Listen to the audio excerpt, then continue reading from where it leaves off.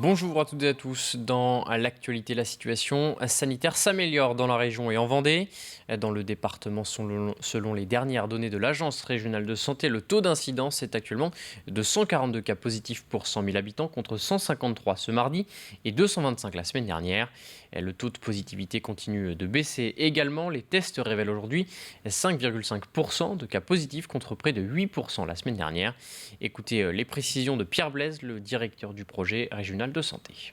Le confinement a mis du temps, mais désormais, il produit ses effets. Le taux d'incidence est franchement orienté à la baisse. Le taux de positivité est également orienté à la baisse, mais le déconfinement ne pourra survenir que si la situation continue de s'améliorer. Et tout le monde compte sur les effets et l'impact de la vaccination pour prendre le relais des mesures de confinement. Les effets de la vaccination, ce sera au mieux au début de l'été, et d'ici là, il nous reste vraiment que les mesures de prévention à appliquer.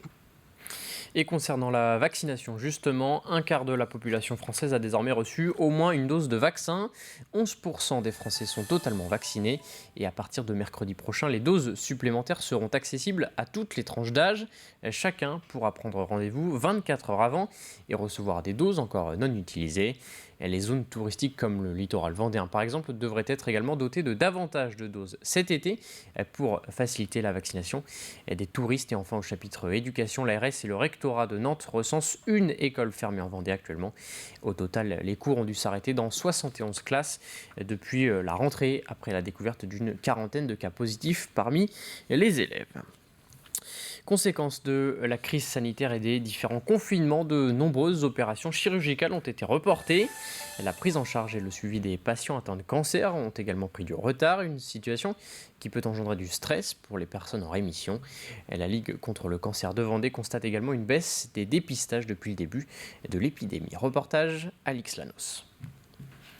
À 31 ans, Ophélie Gorichon est en rémission de son cancer du sein. Ça, c'est ma prochaine mammographie qui est prévue d'une année sur l'autre. Et ce rendez-vous de mammographie en septembre prochain est le seul suivi sur lequel elle peut pour l'instant se projeter. Ma prochaine consultation gynécologique, on m'a dit déjà il n'y a plus de place, donc il faudra rappeler.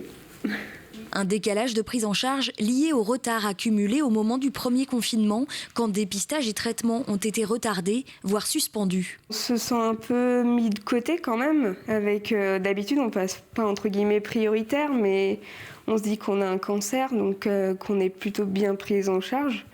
Et là maintenant, avec le Covid, on passe plus du tout prioritaire, on est juste après le Covid. Malheureusement, en plus, je fais pas partie de la tranche d'âge sensible pour le Covid, donc je fais encore moins partie de ceux qui passent prioritaire. Une situation stressante pour la jeune femme. Son dernier rendez-vous avec l'oncologue, prévu en janvier dernier, a été décalé plusieurs fois. Ouais, on est inquiet parce que déjà, ça fait plusieurs mois déjà qu'on n'a pas eu de consultation.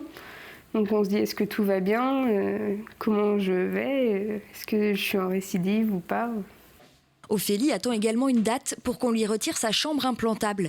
Un petit boîtier placé sous la peau qui permet d'injecter les traitements de chimiothérapie notamment. Ce boîtier, elle n'en a plus besoin, mais elle n'est pas prioritaire pour une opération. Le fait d'avoir une chambre implantable, c'est quelque chose qui, au quotidien, rappelle qu'on a eu un cancer. Ça fait partie de l'impact plutôt psychologique de ces retards et de la crise du coronavirus sur les patients atteints de cancer. Un impact psychologique, mais pas seulement. En Vendée, en 2020, on estime à 10% la baisse des dépistages du cancer du sein. Le dépistage ayant diminué, on a aussi un retard dans le diagnostic, donc une perte de chance parfois dans les traitements pour les patients. Selon une simulation menée par l'Institut de cancérologie Gustave Roussy, ces retards pourraient se traduire par une augmentation d'au moins 2% des décès par cancer dans les 5 prochaines années. Un mot de politique avec les élections régionales. Christelle Morancé, présidente sortante Les Républicains, vient d'officialiser sa candidature après plusieurs semaines de tractation. L'ancienne conseillère municipale du Mans brigue donc un deuxième mandat, 3 ans et demi après avoir accédé au siège de présidente de la région, laissé vacant par Bruno Retailleau. Face à elle, Guillaume Garot, soutenu par le Parti socialiste et le Parti communiste français. Mathieu Orphelin avec une liste écologiste et insoumise. François de Rugy pour la majorité présidentielle. Hervé Juvin pour le Rassemblement national. Cécile Belle de GC pour Debout la France ou encore Eddy Lebelair pour Force ouvrière. En culture, le conservatoire de La Roche-sur-Yon accueille de nouveau des élèves depuis quelques jours, mais seulement une poignée d'entre eux pour les niveaux les plus âgés. Seulement les niveaux les plus âgés ont accès aux salles de danse. Pour les plus petits, les cours continuent d'être dispensés à distance. Un retour en présentiel apprécié par les élèves et leurs professeurs. Reportage à Marie-Aimée Copleutre. Pendant 2 heures, elles enchaînent les pas et les mouvements sans s'arrêter.